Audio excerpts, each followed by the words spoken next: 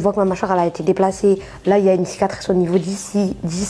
Et en fait, c'est des détails. Il n'y a que moi démaquillée, je le vois devant le miroir. Et ça, j'essaie de l'accepter, mais ma communauté m'aide beaucoup pour ça, pour que je m'accepte. Le 6 février 2022, j'ai eu un accident, moi et ma meilleure amie, qui nous a bouleversés. Je suis influenceuse et on allait faire du contenu pour notre communauté. Parce que ma copine aussi, ma meilleure amie, elle était influenceuse. On a pris la voiture vraiment hyper tard. On était KO de la journée parce qu'on a fait tous les préparatifs pour partir en voyage et tout. Sur la route, moi je dormais. Et j'étais côté passager, ma tenue sur le siège de voiture, j'étais comme ça. Par exemple, mon dos il était là, mes pieds il était sur le tableau de bord, sans ceinture, à la Walligan. Mais je m'en foutais des dangers de la route. Et là je me réveille, trop noir. Je me rappelle que des flashbacks. Je regarde ma tête dans le miroir qui est au-dessus du siège passager, je vois du sang partout. Ma copine elle est sur moi, elle réagit pas, elle réagit que moi évanouissement, que je me réveillais, je m'évanouissais, réveillais, évanouissais. Les pompiers ils viennent enfin nous récupérer. Quand ils viennent nous récupérer, ma meilleure amie, elle m'a dit que j'avais perdu connaissance. Elle disait aux pompiers, sortez ma meilleure amie, elle réagit plus. Déjà,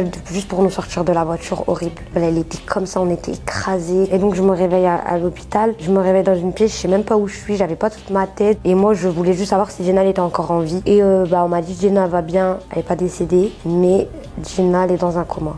Donc, pour moi, tout il tombe, tout il s'écroule. Moi, ils m'ont laissé rentrer. Donc, je suis partie chez ma maman. Et ma maman a remarqué très vite que